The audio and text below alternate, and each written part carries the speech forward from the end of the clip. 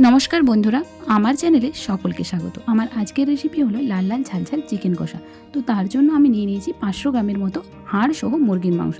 মাংসটাকে খুব ভালো করে ধুয়ে নিয়ে এর মধ্যে একে একে দিয়ে দিয়েছি হলুদ গুঁড়ো, গোলমরিচ গুঁড়ো, লঙ্কার গুঁড়ো, স্বাদ অনুযায়ী নুন, আদা রসুন বাটা, 2 চামচের মতো টক দই এবং কিছুটা সর্ষের তেল।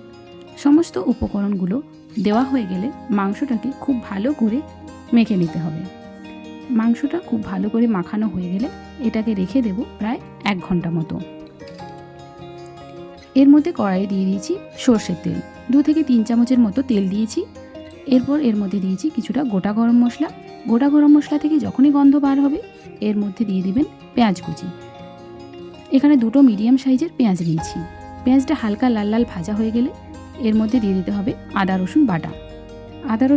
এরপর এর মধ্যে দিয়েছি কিছুটা কাঁচা লঙ্কা কুচি, হলুদ গুঁড়ো, সামান্য একটু জিরের গুঁড়ো এবং লঙ্কার গুঁড়ো। যেহেতু একটু ঝাল হবে তাই লঙ্কাটা একটু বেশি পরিমাণে দেবেন, বা আপনারা যে যেরকম ঝাল খান সেই অনুযায়ী দিতে পারেন। টমেটো বাটা দেওয়ার পর মশলাটা কিছুক্ষণ ভেজে নিয়ে এর মধ্যে সামান্য একটু জল দিয়ে মশলাটাকে খুব ভালো করে কষিয়ে নিতে হবে। যখনই দেখবেন মশলা থেকে তেল ছেড়ে এসছে তখনই এর মধ্যে ম্যারিনেটেড যে চিকেনটা ছিল সেটা দিয়ে দিতে হবে। চিকেনটা দেওয়ার পর চিকেনটাকে খুব ভালো করে মশলার সাথে একটু ভেজে নিতে হবে। চিকেনটা ভাজা ভাজা হয়ে গেলে এটাকে ঢাকনা দিয়ে রেখে দেব 15 মিনিট মতো। চিকেনটাতে যেহেতু দই দেওয়া ছিল তাই চিকেনটা সেদ্ধ হতে কিন্তু খুব বেশি টাইম লাগবে না। 15 মিনিট পর ঢাকনা খুলেছি, দেখুন চিকেনটা কিন্তু খুব ভালোভাবে সেদ্ধ হয়ে গেছে। তাও এটাকে আবারও মিনিট 2 মতো ফুটিয়ে নিতে হবে।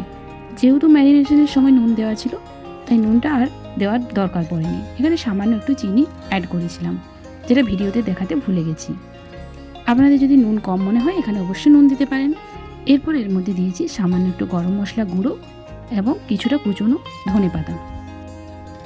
আমার এই রেসিপিটি আপনাদের কেমন লাগলো অবশ্যই কমেন্ট করে জানাতে ভুলবেন না। ভালো লাগলে লাইক করবেন এবং শেয়ার করবেন, আর চ্যানেলটিকে সাবস্ক্রাইব করে পাশে থাকবেন। ধন্যবাদ।